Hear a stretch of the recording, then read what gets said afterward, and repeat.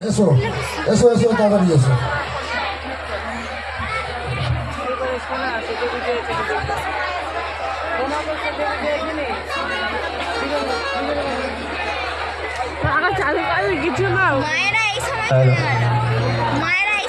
সবাই দেখতে পেয়েছো ম্যাককে সামনে থেকে?